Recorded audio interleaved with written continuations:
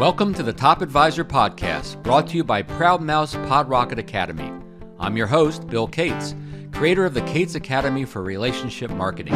In each episode, I interview one of our industry's top performers, getting them to pass on their secrets to success to you, so that you can impact more lives and generate more income. Now, on to the show. Welcome. Before we get going, I want to let you know about some free resources that I invite you to retrieve after you've listened to today's interview. You find checklists, guides, videos, and other tools. Simply go to referralcoach.com/resources. Now write this down unless you're driving.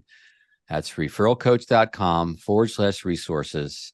And it's also in the show notes. So while you're there, make sure you sign up for our weekly tips. We're always sharing best practices, and we'll notify you of our newest podcast interviews as they go live. And while these are free to you, I think you'll find them quite valuable. On with today's show.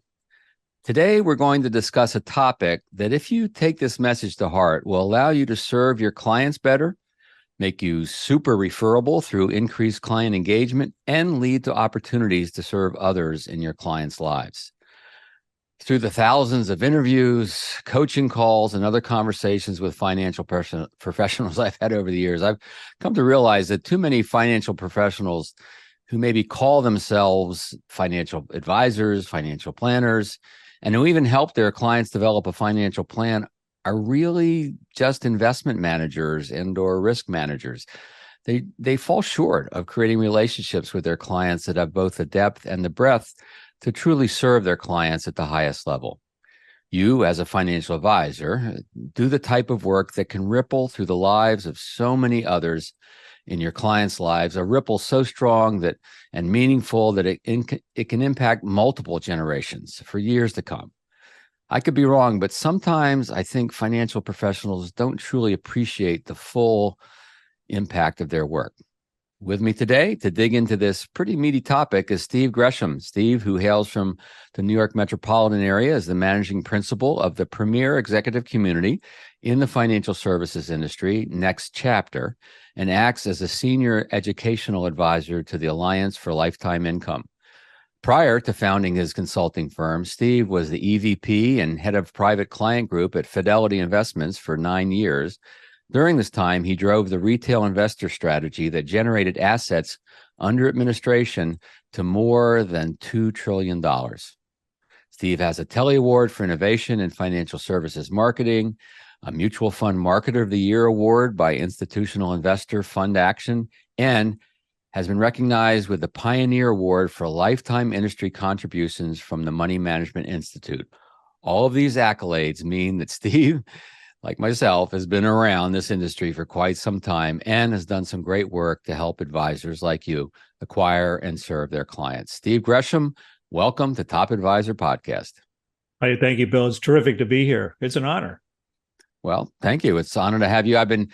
Had been watching you from afar for quite some time, and I finally read an article you wrote, and I said, all right, it's time. I've got to have Steve on my podcast, and we're going to dig into some of those things that came from that article and beyond. So how did your mission evolve to the point where you're now primarily focused on what you call the next chapter? Tell us about Next Chapter and about the evolution to get to that point.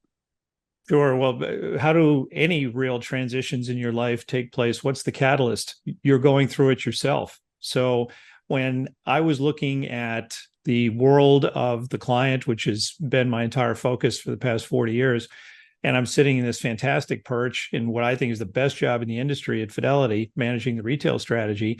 And I'm watching this kind of slow rolling age wave that, you and I have been talking about, people in the industry have been talking about.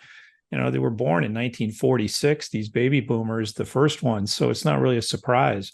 But now that they're hitting that point that we said for so many years they would arrive at when they wanted to do whatever that thing is, we don't call it retirement anymore. So I wanted to get after that, just like I had been right at the beginning point with the transition from stockbrokers to managed assets, what we might call wealth management, still more investment management, in my opinion. So I saw this retirement thing, and I said the entrepreneurial itch is there, and I want to go get it. could not have had a better job at the world's largest retirement company, but I wanted to do it in the way I wanted to do it. So I bugged out, and that's where Next Chapter came from my Next Chapter. Hmm. So you mentioned retirement. We don't call it that anymore. Obviously, some do, some don't. I think some people really want to retire, and others just think of the next chapter.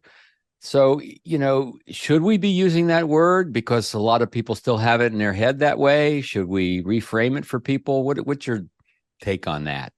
Well, if it was up to me, I would make sure that we never called it anything. And instead, we would just ask people exactly what they think it is, because Right.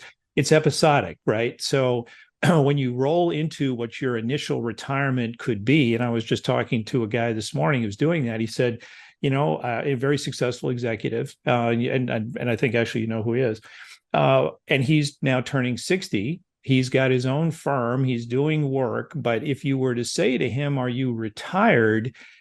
it doesn't actually enter his lexicon. Now, there are other people that I know, in fact, a lot of senior people, one that I used to work for, and, she told me the other day, at about the same age, by the way, that she loves her retirement, where she doesn't have to do anything she doesn't want to do, and she's recaptured control over her schedule. Mm-hmm. So it's a couple of things. It's first, it's whatever you think it is in what I would call sort of the first trimester of retirement, when you have the most money, the most health. And then you get to those other stages where things are not so good. And I think what you and I are going to talk about in context of financial advisors is a little bit more of that second trimester where something's slowed down, or one person is slowed down if it's a couple. And then that third trimester where maybe you're all by yourself. Yeah, you made me think of a couple of things. My father worked for the federal government for 30 years, retired, and really did retire as soon as he possibly could at age 55. He was retired for another, I think, 32 years. He retired longer than he was worked. Definitely not a role model for me, because he pretty much sat and watched TV for those 32 years. I've got a friend of mine who's just a little older than me, and we were playing golf the other day, and I said, "So how's retirement?" He says, "Well, it doesn't suck." And so that spoke to me. um, one of the ways that you work with advisors is to help them gain the skill, and I've added the word courage, to host family conversations. And I know some advisors avoid that. It doesn't even come up in their awareness. Some have thought about it, don't want to do it. So tell us more about the concept of the family conversation. What are they? Why are they important to both the clients and the advisors who might host them? Sure. So the family conversation is an idea that I've worked with personally for a number of years now, and it really is the biggest of our programs that we've got in Next Chapter. When we look around and see what's the most impact we could have working within that community of 60 companies or so. So especially for the firms we work with, large advisory firms, what we're trying to get after is, first, as you said, Bill, we're trying to give the advisors first the courage to be able to engage, because there's kind of three phases of what happens when you try to support this stuff more broadly across a company, whether it's a small independent advisory firm or even a large enterprise where we spend most of our time. But the first thing you have to be able to do is to engage, to be able to answer the call, quite literally, when that comes in from the client. And what we found is that there are 7 life events, 7 moments that matter, if you will.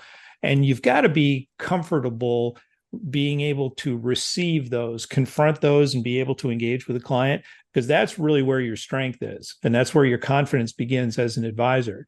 And that's really also, it's a moment that matters, because if you don't do anything, that's when you actually start the clock on trouble happening for you, which may not be driven by the actual client, but it could be from an adult child or somebody else who says they're just not paying attention to you. So that's really where we get started. And then when you're comfortable, as you know, being such a great coach of advisors for so many years, you got to be comfortable with the response before you can then become much more effective being proactive. Does that make sense? Yeah, totally does. Because if you don't know what the response is going to be, you might avoid it. Or if you think it could be negative in some form, even emotional, then you might avoid it for sure.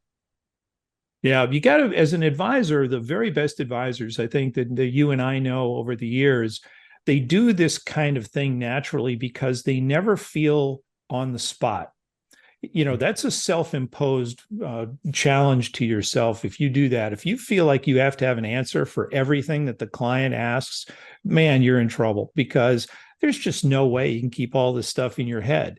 I mean, my father was in academic medicine for 45 years. If you came to him with something, there's no way you could think of absolutely every condition, every joint, every part of the body. So doctors all the time would say, that's a really interesting situation. I have no idea what that is. And advisors need to be able to do the same thing. That's the power. So why is this important? What does a family conversation look like? I know I want to get into these 7 phone calls you had mentioned earlier, and maybe now's the time. I'm not sure, but go in a little more depth, I guess, of the meeting, what's talked about, who's there, what's the goal, I guess, Yeah. of this. So I'd like to use the family conversation as a concept and say it may be a gazillion different individual interactions. It might be mostly by email. It could be all kinds of things. But keep in your mind that the family conversation is something that we speak here at our practice. That's where I start. So we speak the family conversation. And in some cases, it's going to be that aging parent, like yours or my mother who's 89, who's coming to visit next week from Florida. She can't wait. And so she's actually addressed probably all but one of the 7 moments that matter, maybe 2. So, those are just things that happen. But then really what goes on with the family conversation is that you are creating a safe space for the client to bring up a topic. And I think, when we start talking to advisors about the 7 moments that matter, and I list those out and I ask, because I love, still working with advisors all the time. I say, if that thing came in and that was your mother, or that was your sister, or that was your, brother-in-law or something, you wouldn't have any problem with this topic. So why is it that you feel such trepidation about it coming to you from a client? Because it's not easy for them to bring this stuff up. An awful lot of these things happen to them by surprise, or it's never happened to them before. You at least know it's coming. So I guess I misinterpreted the family conversation as the family meeting, which it isn't always that case. But let's, before I go any further, let's talk about these 7 moments that matter, these 7 phone calls that every advisor will get at some point if they haven't already, and how we need to be somewhat prepared for those. Although, as you said, we may not know the total answer, but we shouldn't be surprised, and we should be ready to receive them. So give us a sense of some of those. Yeah. So, for example, if again, aging parents, probably the number one issue for the baby boom generation rolling into their next chapter, their retirement, whatever it is. So I mentioned my mother's 89. So one of the things you have to be prepared for is some kind of health event that is going to take place with an aging person. I cannot tell you, after all these years, how many times I still get a weekly, sometimes daily interaction with somebody that I know, or a professional or advisor or somebody. And they are expressing a level of surprise when they have mentioned that this thing has happened to a friend, a relative, or a client.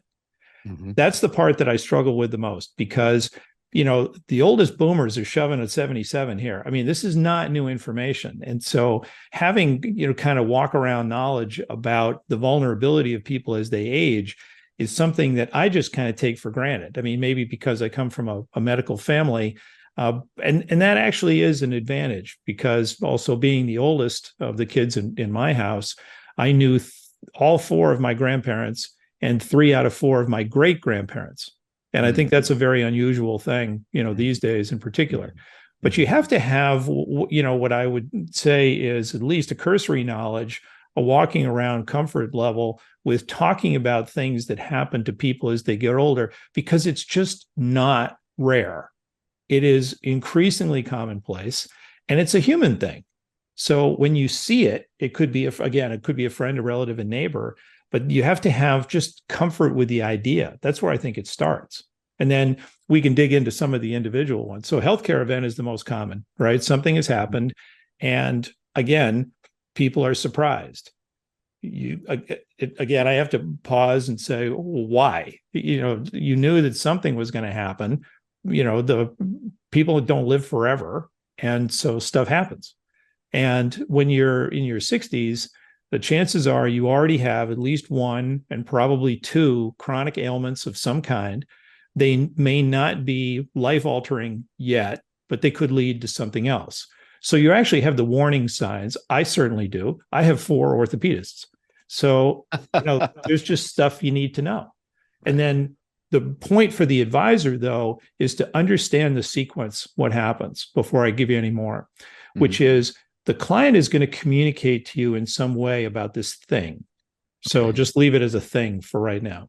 All right. They have to get comfortable first with the idea of sharing this thing that has happened to them. And most of these are quite personal. So a healthcare event, as if, great friend of yours and mine was diagnosed a few years ago with cancer. When he shared that information with me, it had been at the end of an evening. We'd gone to a Celtics game in Boston. We're walking away. The snow is coming down. It's been a really long night, and he still wants to talk. I said, man, I'm running out of gas. I need to go. He said, I got to tell you this. And standing in the middle of the street in a snowstorm in Boston, he shares this information with me. Now, it took a long time in that day to tell me that. He had many, many opportunities before. But why was it so difficult? And we are really close. So imagine the client has something like that happens. They're not sure first whether or not the advisor may feel any kind of empathy toward them. They're not really sure it's a safe space. And candidly, as you and I both know, unfortunately, an awful lot of the clients don't know the advisor well enough to know whether or not the advisor even remembers who they are. Well, that would be unfortunate, but I mean, it seems to me that for health or anything where the client may feel vulnerable, it seems to me that a couple of things an advisor could do to help the client feel easier when it happens is, I think the advisor can be a little vulnerable themselves from time to time, right? Just be human, and then demonstrate that it's okay to peel back the layers of the onion a little bit. You're still keeping it professional in most cases, of course. And then I guess is to just let the clients know, say, look, as we work together, things change, health changes, family situations change, and financial planning and activities change with them, have to change with them. So please don't hesitate to let me know when there's been an important change, whatever it may be, right? Just kind of giving them permission and letting them know that it's important because it impacts the advice they'll be given or the actions they'll be taking next with their finances, correct? Does that make sense? Oh, it does. Absolutely. And in fact, what I'd say is the advisors that I know that are really, really good at longevity planning, they're just really, really good at anticipating. And so they're helping the client understand that there are potholes in the road ahead. So your next chapter is, it's not without a bump here and there. And have you thought about that? I'll give you another moment that matters, which Please. is if you are concerned about being able to age in your own home. Again, in my family, I don't have to go very far. I've got all 7 of these things locked down. So that's where I heard most of them, but they're all based on research that we've done over the years as well to confirm. So, my mother had everything covered. She lived very modestly. My father passed away in 2016, but they were educators and medical people. And so they were very, very conservative all the way along, which is, as you know, is probably the number one gift you can give yourself in retirement is to not spend too much money. So they were able to live very modestly. She had annuities coming in from my father's employment as part of his work at different universities. So those are coming in, plus his New York State pension where he worked there, in medical industry. And so she's got the checks. The only thing she has to worry about is making sure her checking account at the end of the month has a higher balance than it did at the beginning of the month. So there is nothing to worry about, except she lived on Sanibel Island. And so in September 28th of last year, Hurricane Ian threw 14 feet of water against my mother's house, and as part of devastating the entire area, and she had to leave. So if you don't have a plan for that, that's a problem, because she had everything covered. She had enough cash, lived conservatively, loved all of her friends. All the stuff is great. She's on boards. She's doing everything. And now it's all gone. So if you didn't have a plan for that, what's the difference between my mother and one of her neighbors? One of her neighbors, her husband passed away, and she looked at her mortgage, saw the cost of homeowners insurance, and when she paid off the mortgage with the proceeds from his estate, she decided to suspend the mortgage or the insurance because she no longer needed it as part of the lien on the house. So her house got wiped out as well. The difference is my mother's is sold. This lady, what's she going to do? She can sell a lot.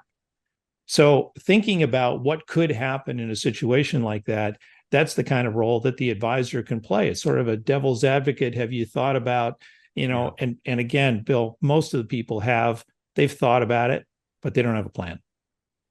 Yeah, key point here is the question I think that advisors can be asking, and we can all be asking friends, colleagues, family members, what is your plan for? I was talking to a gal who her specialty is long-term care insurance, and she would ask, what is your plan? Should you, be laid up for a period of time, can't work, can't take care of yourself, yada, yada. Oh, my sister will take care of me, my brother, my whatever. Do they know that? Are they aware of that? Has money been set aside for this? Has, all of that? What is your plan for? So it seems to me that one of the best things an advisor could do, a financial planner, if you really are a planner, is have a set of those questions, right? What is your plan for this? What is your plan for that? What a gift you give to your clients. And you don't have to know all the answers to what the plan would consist of. You just make sure they're taking care of it in some form or another. I guess it wouldn't hurt to have other experts in your world that might be able to help them with some of those things, right? But that's kind of what you're talking about, right? Is to be ready for these calls and maybe to be a little more proactive. So if it happens, one question I want to ask you around this is, what if you get a call from not from the main client, but let's say if typical scenario, I don't mean to generalize too much here, but typical scenario, husband kind of is the lead quite often in the financial investment side of things, and let's say you get a call from the wife and you never really talked to the wife much, which of course would be a mistake in your relationship, or from a child, right? Because something's happened to the client. That's something we should be prepared for too, should we not? Well, that's actually the one that is the most important, because in most situations, you're not actually able to talk to that person because you're not authorized. So, and they're not authorized to be able to share information with you because absent a power of attorney or some kind of instruction that's formal, you don't have that ability. And so, and that is one, unfortunately, that is the first surprise, and it's the most common surprise that's associated with these issues, these moments that matter, is that someone has not been papered. So that's one of the questions I think that is something that every single advisor should have already done in their book, no matter what it is, because if you don't have that trusted contact, which is a FINRA concept. I worked on that for a couple of years with SIFMA, when I was on that committee. And still, that is just not that common. And I'm not really sure why, because simply sending that information to people is critical. But I've heard, and it's got to be advisors that neither you or I have ever worked with before, but I have heard from advisors they're reluctant to bring up the concept of a trusted contact because it gives the client a reminder that they won't be able to manage everything well on their own forever. Mm-hmm. And that's, of course, the precise reason why you're doing it. Yes. Well, that's huge. I mean, we should put that on a billboard somewhere. It just make sure you have that. And that's in the client's best interest, but it's also in the advisor's best interest, right? Because think of the well, the advisor won't be able to help the way they want to help. All this time is going to get consumed trying to figure out how they eventually can help. It's not only the right thing to do just from being able to help people, but it's more efficient, right? All of that. So that, having that power of attorney in place for everybody, and really almost doesn't matter what age, right? No. Because it could happen to anybody at any point in time. Well, yeah, I don't mean to interrupt you, but I'll Yeah. give you an example that first came to me from a financial advisor, and it was told to me as something that I should think about, which was completely off my radar screen. And that was that I had a child, my middle child, who was going off to university in the UK. And the advisor said, do you have a power of attorney, medical proxy, all that stuff, all connected for this kid? Because there is no way you're going to be able to give instructions to anybody, especially over the phone, to somebody that's across the ocean. So you've got to be papered up for that. And that at that, I mean, it was many years ago, but it was something that I had not thought of. And quite often, to your point, Bill, we tend to put some particular capabilities, issues, and needs in kind of specific time warps that are mostly of our own creation. Right. And the retirement thing, the next chapter thing, changes all those dynamics, because now things that you didn't expect were going to be happening for many, many years, now all of a sudden are right in your face. And so you have to react. So there's a challenge with the human brain, as you know, that doesn't plan very well, doesn't think about the abstract forward very well. So even when we say with the moments that matter, the real litmus test for most advisors is going to be, can they bring that thing into reality today? Mm-hmm. And it usually is in some kind of conversation like I had with my mother back in 2015, a number of years before Hurricane Ian, which is, where will you go if you can't stay in this house? Now, we weren't predicting hurricanes, but probably we should have, right? But there hadn't been a really significant one in a long time. But if we pushed on that question, and it basically was, where are you going to go? And a concept that I would have you think about that comes from a great advisor is, do you really want to submit yourself to the game of musical chairs? So I want to credit my friend Tom West of SEIA for this, because he uses this line. I think it's precious, which is, the game of musical chairs says that there are a certain number of places you can go, a certain number of spots you might get into, but because of this age wave, the demand is going to far exceed the available slots in assisted living, nursing homes, all kinds of stuff, continuous care retirement centers like the one that my mother bought into with my father. And if you have money and you think you're okay, you got a rude awakening coming, because you might not get a slot. So the place is sold out. We found that out in our household when it happened to my mother-in-law, who was suffering from Alzheimer's. She had planned to go to assisted living, but when the Alzheimer's accelerated, the place wasn't ready. She didn't have a slot. And you know what the cost of that is? $20,000 a month in Westchester, New York. So wrap it all together. I think the basic point is, this is stuff you got to be knowing and prepared for in advance. And it's just not a surprise. I've already written down a note to myself that I should make sure my daughter, who's only 31, but she should have a power of attorney. I know I have one. My wife has one. Brother-in-law, who's living with us right now because he's ill, has one. But you never know. And you're right. It's not just for older folks. It really could be important for anyone. So in a minute, Steve, I want to talk to you a little more about this term longevity planning that you've mentioned. And I also want to ask you about the biggest mistake that you see advisors making. When we were preparing for this interview, you alluded to that. I want to talk about that in running client meetings and getting clients to actually listen to their advice. But first, let's take a brief pause to listen to a word from our sponsor, PodRocket Influence Academy, brought to you by Proudmouth. First, they make this podcast possible, and their core business is helping financial advisors accelerate their influence through marketing activities like podcasting. This podcast is sponsored by Proudmouth, the Influence Accelerators. Proudmouth. It's tough to be seen as an expert if you're spending most of your time as a salesperson. That's why we help industry experts like you spend less time selling and more time advising by turning you into a trusted subject matter authority. We help amplify your influence over a growing audience of magnetically attracted fans who will chase you down instead. Visit proudmouth.com to learn more. Be your own loud.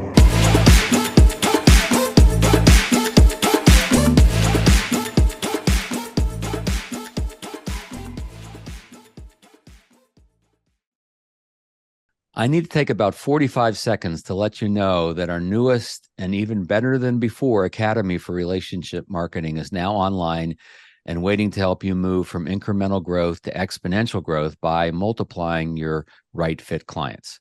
When you go to thekatesacademy.com, you'll see 4 leading edge state-of-the-art courses. Course 1 will help you communicate your value more effectively.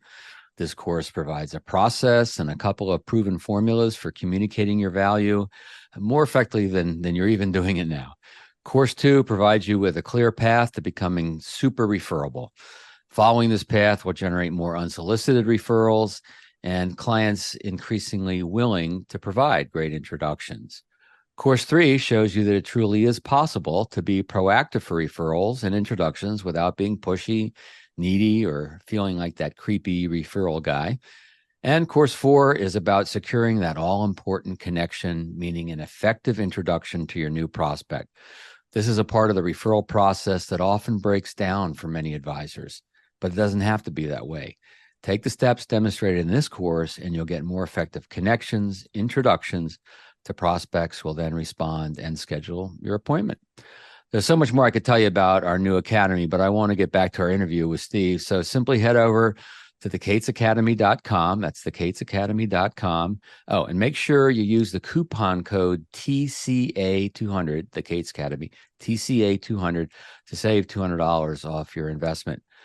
When you go to katesacademy.com and any questions come up, there's a form near the bottom of that page where you can message, and together we'll figure out, does it make sense for you? Now back to my conversation with our featured guest, Steve Gresham. Steve, as promised before the break, the 2 main things I want to get to is, one is this concept you mentioned, longevity planning. This is a big subset of what you do at Next Chapter. What do you mean by that? How do you start that question? What consists in longevity planning? So longevity planning, as a call out, is important because this is not something that you can do off the corner of your desk. So one of the things we challenge advisors with is this is all stuff that's happening. This demographic wave is rolling. They pay 80% of the bills in the advice industry today. So this is not going to change anytime soon. In fact, we're getting really just to that inflection point, what my friends at the Alliance for Lifetime Income call peak 65, where you get that inflection point where it says now it's all mostly people that are rolling off. And so the reason that I call out longevity planning is that you want to be extremely cautious when you enter this arena, that it is not something that you are doing part-time. And so longevity planning does not have what I would call the same gear ratio as accumulation investing and advice to people. When people are looking at the sort of far off concept of investing, you don't really need the amount of attention that you do when you're actually in that moment where now your bills are being paid out of your savings account and you're not really sure how long you're going to live, which are the preoccupations of most people who get to that inflection point.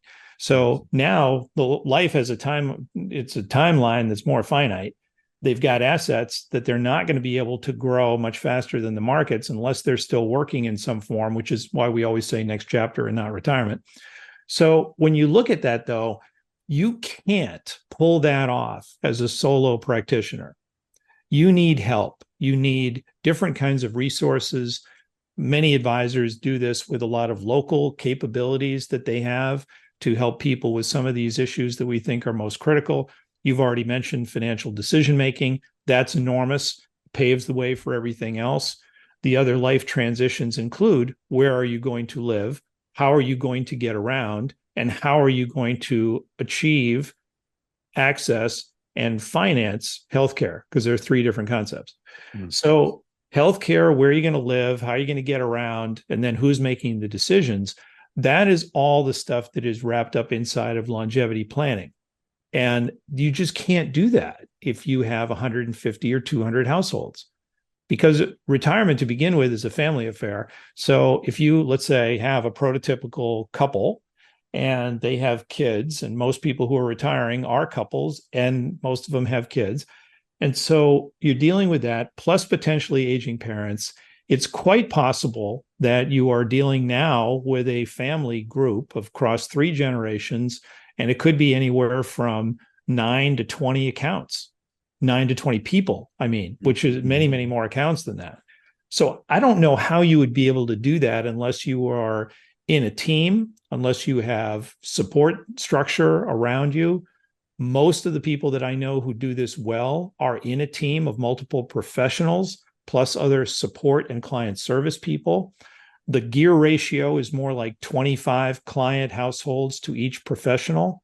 And when we see regular kinds of straight investing or asset management gear ratios or book sizes, that looks more like 150 client households to 1 professional. So something has to give in this Lexus here. So what we're looking for is, at that point, how would you make that transition? Don't shove 150 accumulator households into a longevity planning model unless you plan to hire a whole lot of people. That's kind of the short version of where that comes from, but we can dig into that some more. Wow. A big topic, obviously. I remember you telling me a story about how you saw someone kind of striking out about this. I'd love you to tell this to the people listening about an advisor had a client called about her breast cancer. He didn't call her back or something. Yeah. That's a strikeout. Maybe, I don't know if you have a home run story. Let's put some meat on the bone here. Tell me a story or two around this. Yeah, so let's go back to this moment that matters. I gave a couple of anecdotes about a healthcare event that is unexpected, as most healthcare events are, but they shouldn't be unexpected by the advisor, because the advisor gets to see them across a large population, and it's just not unusual. In fact, it would be unusual if there wasn't some kind of healthcare event. So the moments that matter are not surprises to you. They will be surprises in many cases to the actual clients that they happen to individually. But, you should say, yeah, I've seen this movie before. That's why I'm here. It's sort of the oncologist's approach to working with people. So, so the home runs and the strikeouts happen constantly in this game of longevity planning. And, the home runs are fantastic. So I'm going to start with the positive side of this. So if you take a person, and my prototype working with the Alliance has been a personality that I happen to know one-on-one, named Jackie, who was a suburban homemaker and had basically a job working in a school, and her kids were grown, and her husband was diagnosed with multiple myeloma. Now, that was just an incredible blow, because they were thinking about a retirement, not a next chapter, but a retirement to just do what they wanted to do and travel around. And this thing hits them like a ton of bricks. She has never even written a check before. This guy, self-directed investor, actually pretty good one, also an engineer, did all the investing, all the taxes, said, we never pay for financial advice. You don't need to. We don't pay for managed accounts. We don't pay for annuities. You never buy any of that stuff. And she was able to quit her job, and with the good care that she gave to him, he had the time to introduce her to an advisor, because now he knew she would need one. And the home run part of the story is that when he eventually passed away, this woman felt confident. She says, of the financial advisor, she says, she saved my life. And I spent a whole half a day with her hearing the whole story and what she had done. And that was fantastic. And so, of course, the financial advisor, who was also a woman, has not only the successor family now as clients, but also has, at last count, nearly a dozen of other people in situations very similar to Jackie's, because they heard the story. Nobody more than you, my friend, is good at this explanation of how you can make yourself referable. Longevity planning is the best way to make yourself referable. Okay, When does it not work out? What are the strikeouts? Yeah. The moments that matter are critical because each one of them is a call. It's a pitch. It came from somebody. They're not really sure, as I said before, not really sure how it's going to be received. There's a lot of trepidation, a lot of personal information. They're not really sure if they even want to say this and talk about it. But right in a group of advisors talking about this topic, I did hear from an advisor who said, "Oh, I've had one of those." Well, a woman called me and she was, she's suffering from breast cancer, and actually very early. She's in her 50s, and that was a surprise. And so, we all asked, so, all right, that's terrific that this has happened. She felt confident enough to call you. So what was the conversation about? He said, well, she actually talked to my assistant, and so I haven't called her back yet. And you know what? Terrible. What can you do? I guess that's just fear, not knowing what to say. I get it, but get over it. Talk to someone, prepare for it, something. Well, this is the thing you and I have talked about over the years, and Right. you are so good at, which is helping people normalize conversation. Just stop and be a human being for a second, because that's the first thing that people sense, is whether or not you're actually paying attention to them. In the old days, we used to say, take that computer monitor off your desk and put it on the credenza behind you so that you're not tempted to look at it. That's such a little thing today. And now today, of course, it's your phone or almost anything that goes by, like everything is a squirrel. So if you can just lock in on these people and they feel like somebody is actually listening to them, that is so marketable today because it's so unusual. So these strikeouts, as you refer to them, Bill, are such fantastic opportunities to distinguish yourself compared to other advisors. Your simple response and your willingness to listen without having anything to say, that by itself is a differentiator. And in that particular case, a quick response. Steve, I have one more question for you that I alluded to earlier, but before we get to that, how can listeners learn more about the work you do and get in touch with you if they want? Easiest thing to do is go to our website, which is nextchapterinnovation.com. And pretty much everything is there. We do generally work with larger firms, and that is supported by some fantastic companies that create solutions. So take a look in there. And then, of course, we've also got a great partnership with Advisorpedia. So advisorpedia.com is another place to go to get our insights. Yeah, in fact, that's the article that I read because they put my stuff out as well. And I always check out, see what other people are writing about. And that's what prompted me to interview you. So last item, biggest mistake you see advisors making when it comes to running client meetings and to get clients to actually listen to their advice. So you're not going to like it. But again, I'm going to come back to the thing that I see most often, which is the just sheer inability to prepare.